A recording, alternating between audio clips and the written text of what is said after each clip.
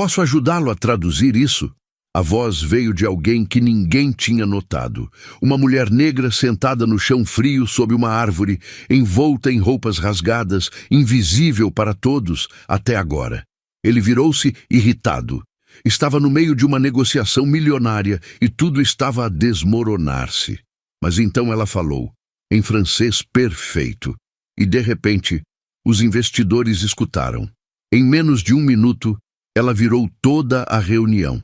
Ela vivia na rua. Ele era dono de jatos particulares. Mas naquele momento, o verdadeiro poder pertencia a ela.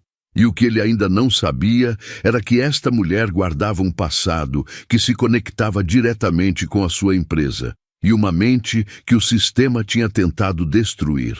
A tarde caía depressa sobre Lisboa. O Rócio fervilhava de turistas, empresários e uma dúzia de vidas invisíveis discretamente escondidas nos cantos. Entre eles, sentada sob uma árvore antiga cujas raízes rachavam a calçada portuguesa, estava uma mulher, despercebida, imóvel, em silêncio. Do outro lado da praça, um homem de fato escuro elegante estava tenso, rodeado por 3 investidores franceses. A sua voz crescia a cada frase falhada do intérprete ao seu lado. Não foi isso que eu quis dizer, Miguel Pereira disparou, arrancando o papel da mão do tradutor e esfregando a testa. Examinou a multidão à sua volta, procurando algo, qualquer coisa, que pudesse salvar o momento. Então, a voz surgiu. Posso ajudá-lo a traduzir isso? Cortou o ruído como uma corda de violino no meio de uma tempestade. Ele virou-se bruscamente, confuso. Ali estava ela, sentada no chão, negra, envolta em camadas de roupa gasta, o cabelo amarrado descuidadamente, um saco plástico ao lado. Por um segundo pensou ter imaginado. Ela levantou-se devagar, os joelhos estalando, olhos firmes e calmos. Essa frase no papel que está a tentar dizer disrupção de mercado, mas o que está a dizer soa mais como destruição de mercado. Grande diferença, disse ela, acenando para o documento. Ele piscou. Os investidores também. Ela virou-se para eles e começou a falar. Francês fluente, suave, confiante, preciso. Cada palavra afiava o ar. Os investidores sorriram, depois acenaram. Um deles riu baixinho. Assim, a tensão dissolveu-se. Miguel não falou. Observou-a. Não apenas a sua fluência, mas a maneira como se portava. Não humilde, não barulhenta, apenas poderosa. Quem é você? Perguntou quando a reunião terminou. Ela encolheu os ombros, olhos fixos nos dele. Alguém que escuta, e lê, e fala. Muito bem, aparentemente. Com licença. Ela voltou para a base da árvore e sentou-se novamente. O contraste era chocante. Os sapatos de 1.000 euros dele contra as meias puídas dela.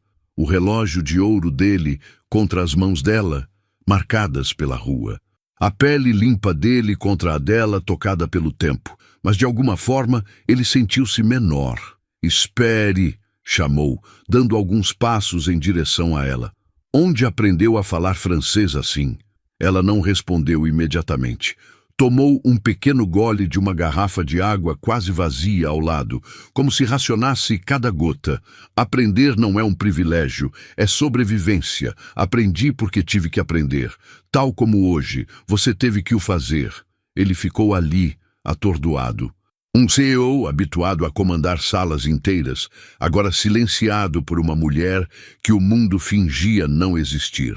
Antes que pudesse dizer outra palavra, ela deitou-se e cobriu o rosto com o braço, desvanecendo-se de volta à invisibilidade. Mas Miguel não a esqueceria.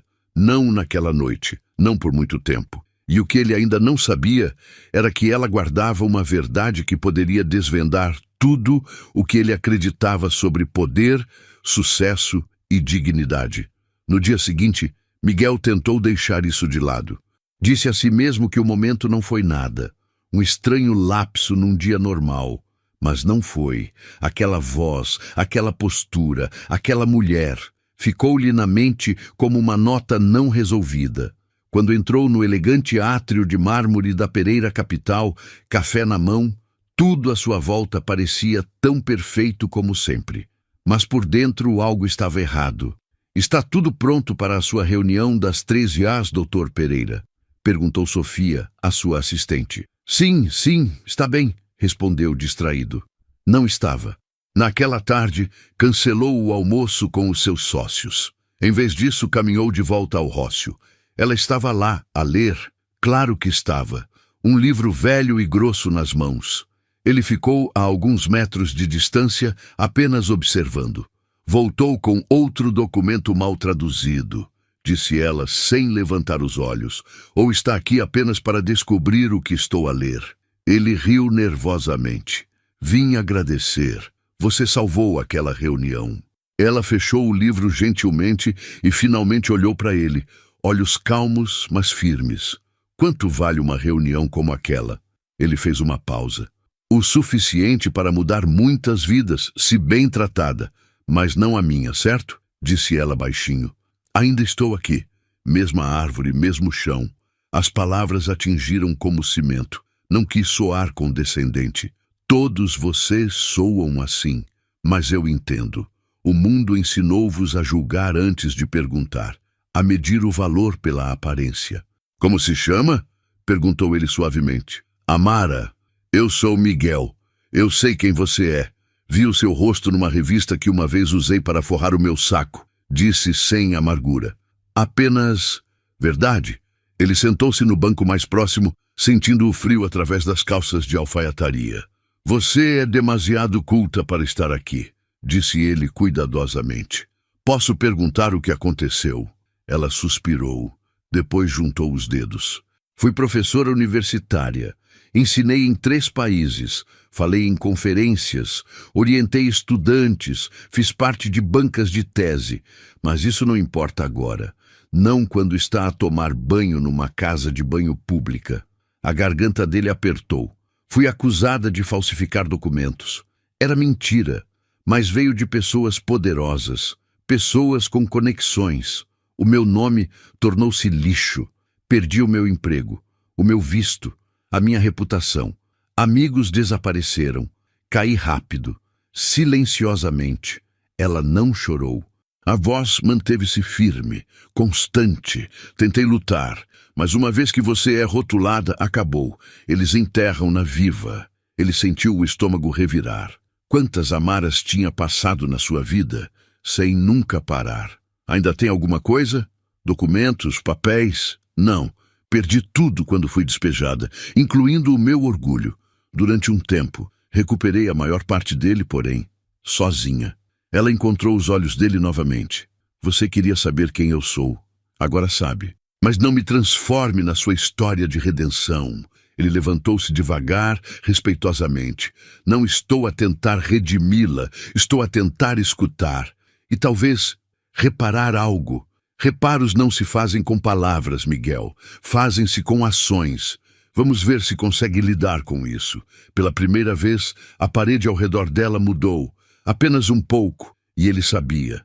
O próximo passo mudaria ambos. Nos dias que se seguiram, Miguel tentou voltar à sua rotina. Reuniões de conselho, chamadas estratégicas, relatórios de madrugada. Tinha uma empresa para gerir, uma reputação para manter. Mas entre reuniões e memorandos, a imagem de Amara sentada sob aquela árvore recusava-se a deixá-lo. Não era apenas a sua voz ou a maneira como falava.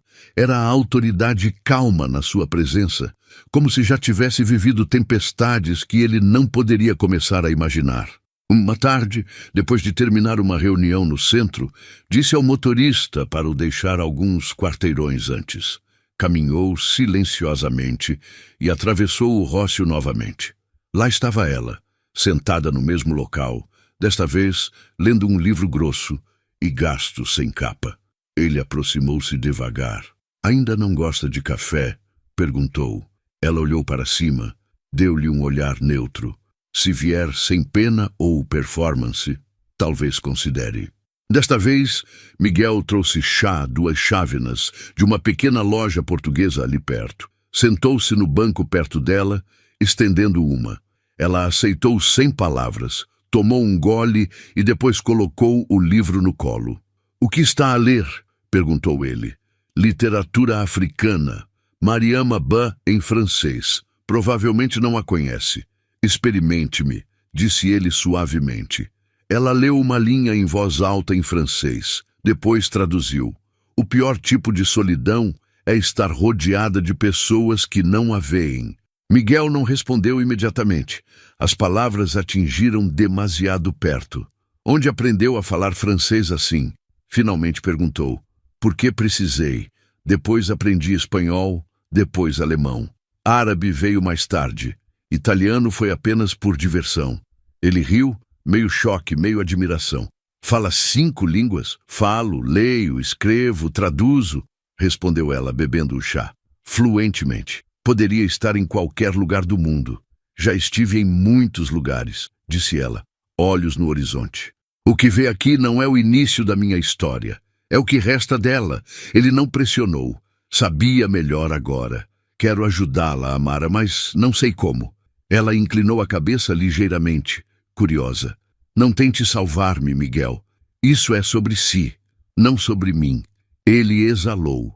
Sem discussão, apenas honestidade. E se eu só quiser ouvir a sua história? Então escute, mas entenda que não é inspiradora, não é bonita, é apenas real. E para a maioria das pessoas, isso já é demais. Naquele dia, ela não se afastou dele. Deixou-o sentar, deixou-o ouvir, deixou o ser humano ao lado dela. E pela primeira vez em muito tempo, alguém a viu como mais do que uma estatística. Ela era uma voz, uma mente, uma sobrevivente. E Miguel estava a aprender a linguagem do silêncio e tudo o que ela podia ensinar. Miguel começou a aparecer mais vezes depois disso, não todos os dias, mas o suficiente para que as pessoas ao redor do Rócio começassem a notar.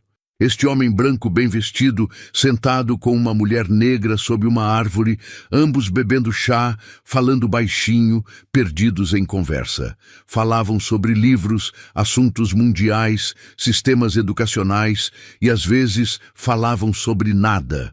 Sobre como a luz se movia através das árvores, sobre como os pombos sempre vinham ao mesmo lugar. Miguel nunca tinha falado tanto e dito tão pouco, e sentido-se tão visto. Uma tarde, após uma longa pausa entre goles, ele perguntou, já trabalhou como tradutora? Amara sorriu levemente, sem levantar os olhos. Já trabalhei com palavras, com ideias, com pessoas que fingiam escutar. Você era professora.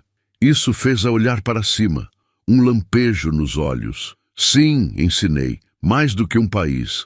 Conferências acadêmicas, bancas de pós-graduação. Mas isso não importa mais. Não quando se lava em casas de banho públicas. Miguel engoliu em seco. Posso perguntar algo mais direto? Pode perguntar. Ainda sou livre para não responder. Como acabou aqui? Na rua? Ela inclinou-se para a frente, dedos entrelaçados. Não foi um momento. Foi uma queda lenta e silenciosa. Ninguém ouve uma mulher como eu gritar. Não quando ela é educada e negra. Acham que é drama. Acham que somos feitas para aguentar. Até que um dia. Não somos. Ele não se mexeu. Fui acusada de fraude acadêmica. Completamente falso. Mas veio de pessoas com poder, com conexões. Pessoas que desafiei antes. Então fui marcada como instável, como problema. E assim, fui apagada. Tentou lutar. Tentei.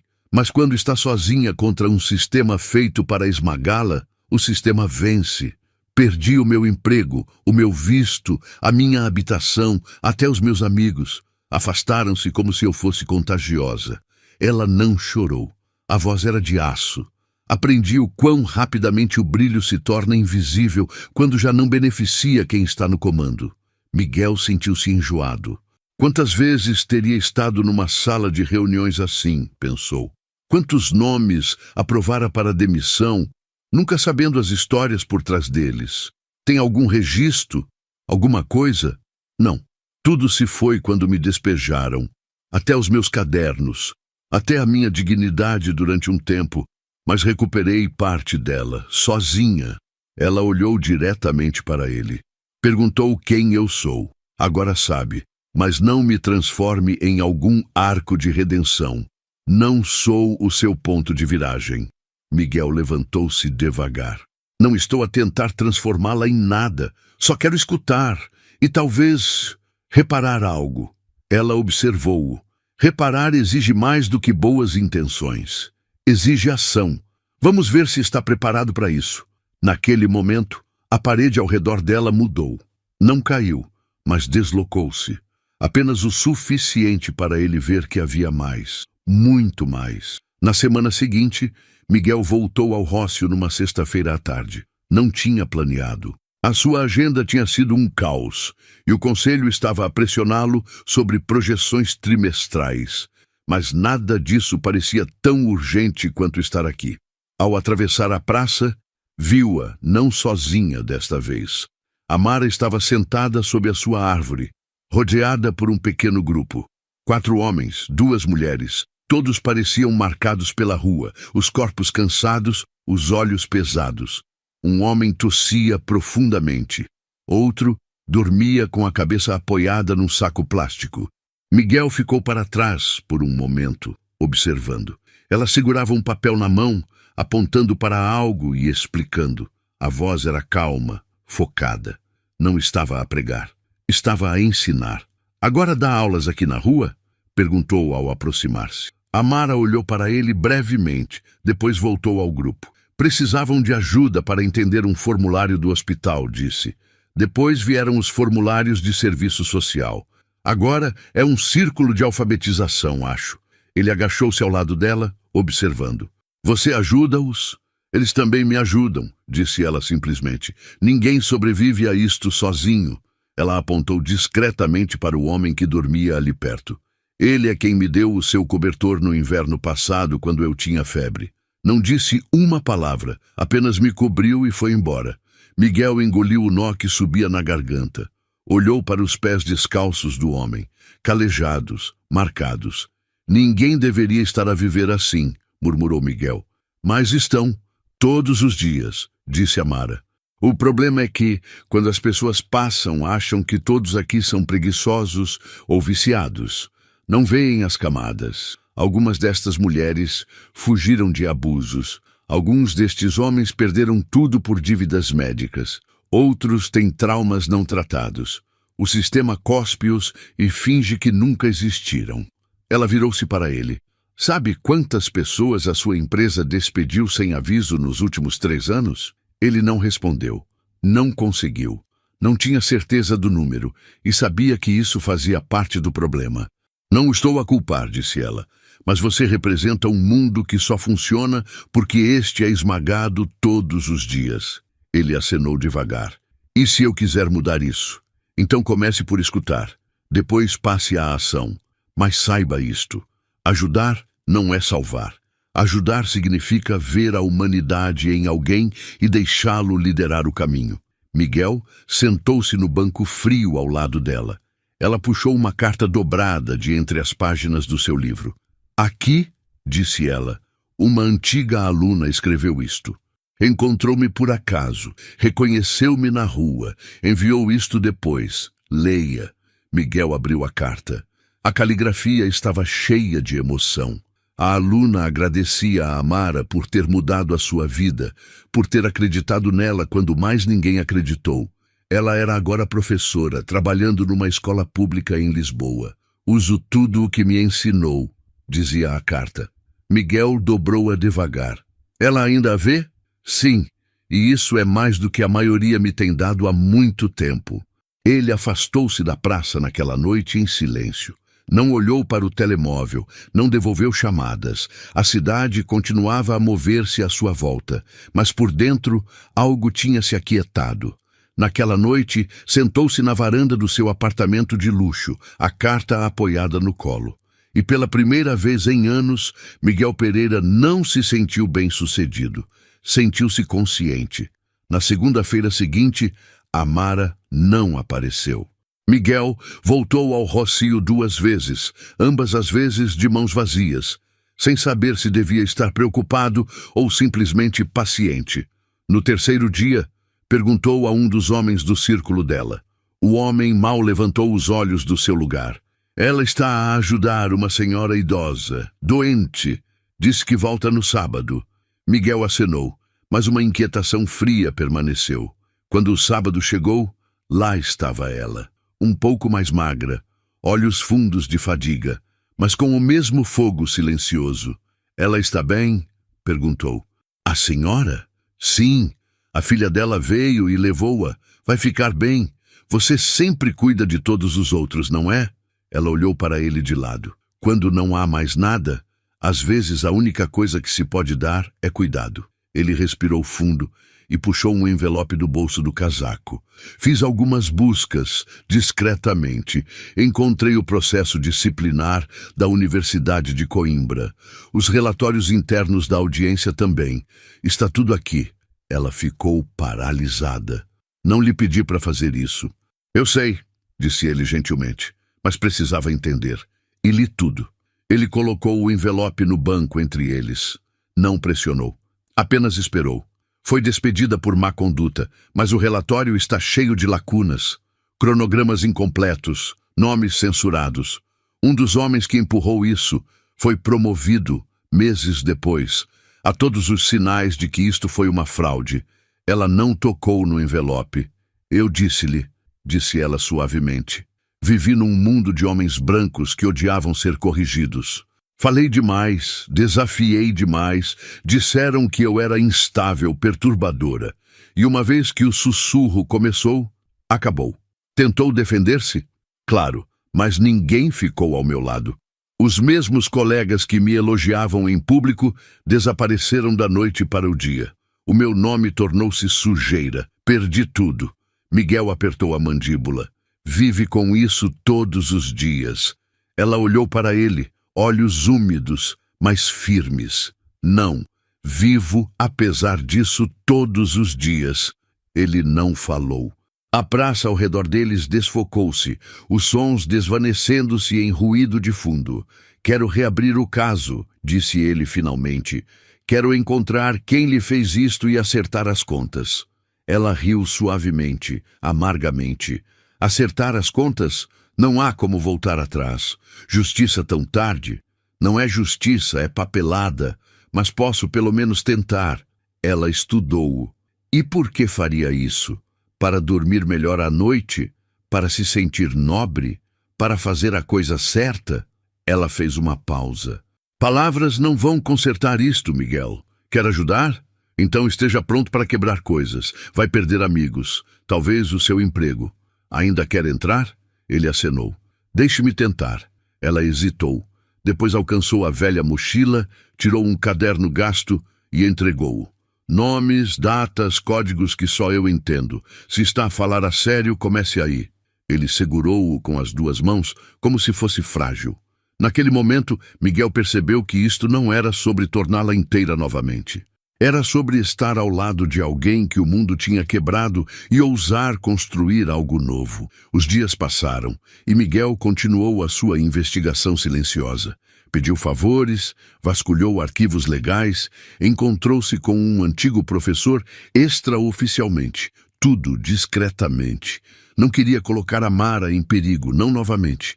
Mas em algum lugar entre documentos e conversas, algo mais profundo começou a enraizar-se dentro dele.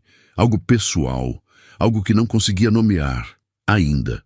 No final de uma tarde, voltou ao rócio. Trouxe 2 chávenas de chá e um presente, uma pequena coleção de poesia bilíngue de escritores africanos. Não tinha certeza se ela aceitaria. Não disse que viria, mas ela estava lá. A Mara aceitou o chá sem uma palavra. Quando viu o livro, ergueu uma sobrancelha. A tentar comprar a minha confiança com cultura, estou a tentar conectar-me consigo, respondeu ele sem sorrir. Ela abriu o livro, folheou algumas páginas, depois olhou para ele com algo novo na expressão. Por que está a fazer isto? O quê? Isto, disse ela, gesticulando entre eles. Importar-se, aparecer, olhar para mim assim. Não sou o seu projeto, não sou a sua fantasia de Salvador Branco. Miguel não recuou, não sei como explicar. Desde o dia em que me falou, algo mudou. Conheci milhares de pessoas a tentar impressionar-me com currículos, riqueza, poder, mas nunca conheci ninguém com tanta presença. Sentada no chão, Ela desviou o olhar, mexendo o chá. As ruas ensinam-nos a não nos apegarmos. Qualquer coisa que se ame pode desaparecer da noite para o dia. E quando alguém se aproxima demais, aprende-se a afastar-se antes que doa. E se eu ficar de qualquer maneira? Ela não respondeu. O silêncio estendeu-se entre eles. Um grupo de adolescentes passou, rindo, um deles zombando de Amara em voz baixa. Miguel levantou-se, visivelmente zangado, mas Amara gentilmente agarrou o seu pulso. Não gaste a sua energia com ignorância, disse ela calmamente. Eles não entendem o que não conseguem ver. Ele olhou para ela e naquele toque firme, sem desculpas, sentiu a força que ela carregava. Amara não usava armadura. Ela era a armadura. Ele sentou-se novamente. Você sonha com isso às vezes? Perguntou ele cuidadosamente. Ela fez uma pausa. Com o quê? Uma vida diferente. Uma cama limpa. Um pequeno almoço quente. Chuva numa janela. Paz. Ela exalou. Sim. Algumas noites deixo-me imaginar. E depois acordo e o pavimento lembra-me de não ser estúpida. Eu também tenho sonhado, disse ele baixinho. E você está em todas as versões. Ela olhou para ele por um longo momento, os olhos indecifráveis. Não houve beijo, nenhum abraço, apenas quietude. Mas algo tinha mudado. Já não eram apenas duas pessoas de mundos diferentes.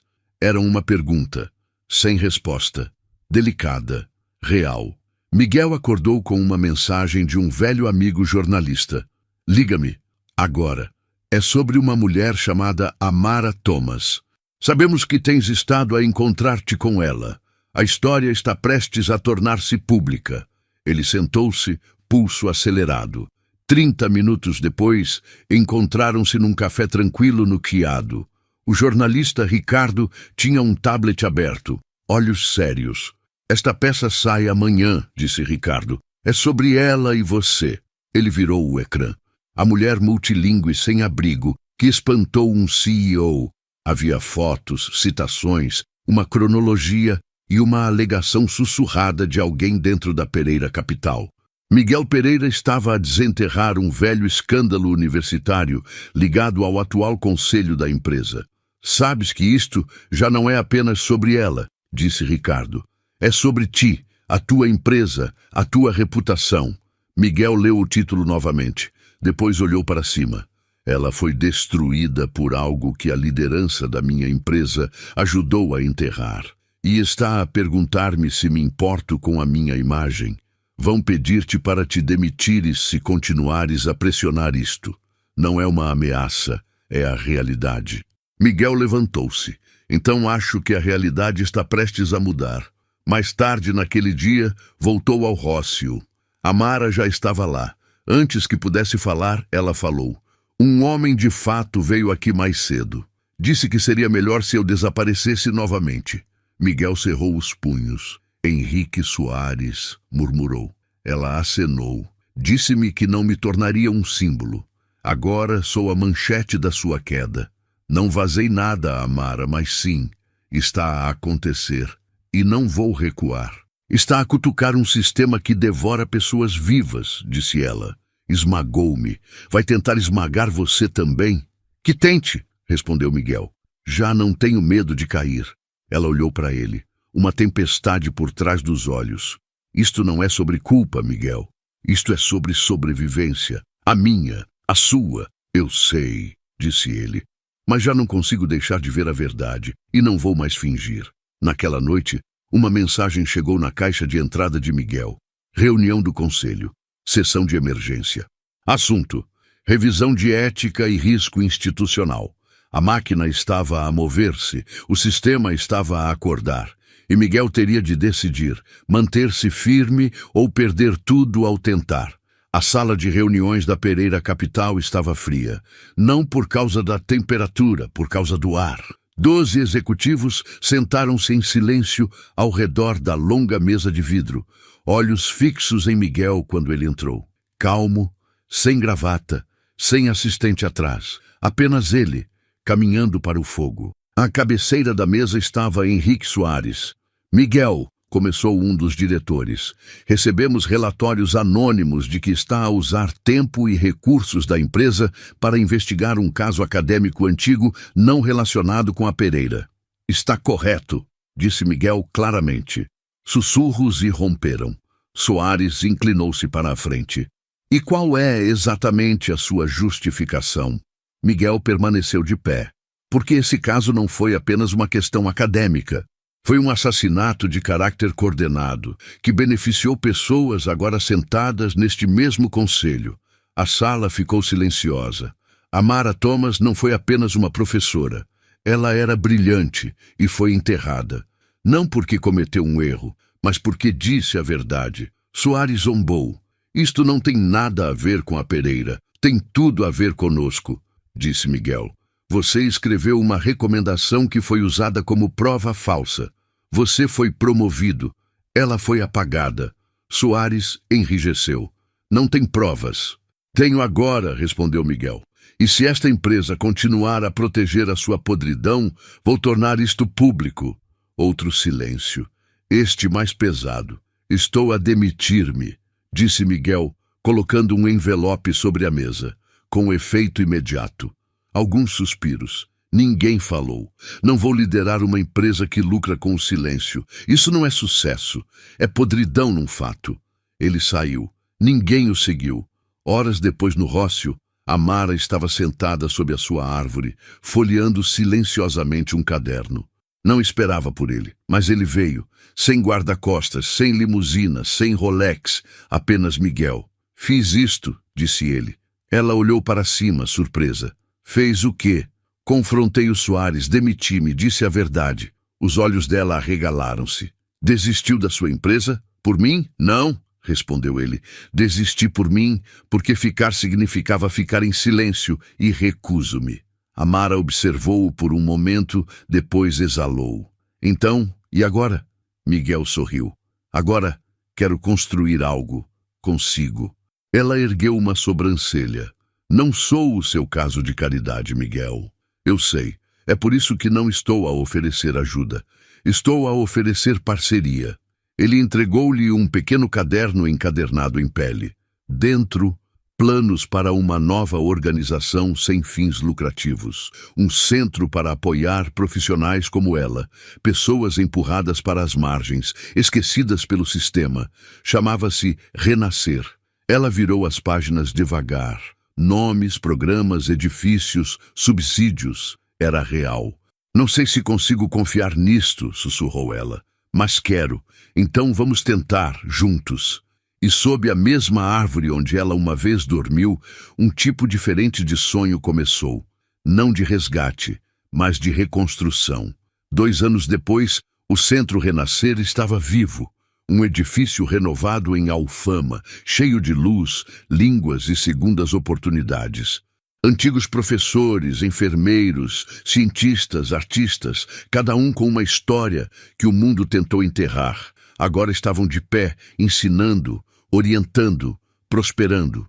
No coração de tudo, Amara. Ela caminhava pelos corredores com graça. Dreadlocks amarrados para trás, óculos empoleirados no nariz, a voz quente, mas firme. Dirigia programas de línguas, ensinava aulas de integração de refugiados, criava espaço para aqueles ainda em processo de cura. Naquela noite, o centro sediou a sua primeira conferência pública. Dezenas compareceram, jornalistas, estudantes, líderes comunitários, alguns rostos céticos do velho mundo universitário. E na segunda fila, observando silenciosamente, Miguel, sem fato, sem holofotes, apenas presença. Amara subiu ao palco, sem discurso na mão, apenas a sua voz, e tudo o que ela carregava. Houve um tempo, começou ela, quando eu era conhecida apenas pelo que tinha perdido, o meu emprego, a minha casa, o meu nome. Mas hoje escolho ser conhecida pelo que construí. A sala ficou em silêncio. Quando se vive à margem do mundo, sobreviver é resistência. Mas curar é revolução. E eu estou aqui, curada. Ela olhou para Miguel, apenas brevemente. E não fiz isto sozinha. Ela puxou um papel dobrado do bolso. Estas são as 5 palavras que me salvaram, disse ela. E esta noite quero dizê-las de volta. Em todas as línguas que conheço, deu um passo em frente. Merci, graças, danke, shukran. Obrigada. A audiência levantou-se numa ovação de pé. Depois do evento, enquanto voluntários recolhiam cadeiras e as luzes diminuíam, Amara caminhou em direção a ele. Ainda bebe chá? Perguntou ela suavemente. Só se for o seu. Saíram juntos para a noite, sem conto de fadas, sem promessas, apenas duas pessoas que se recusaram a ser apagadas.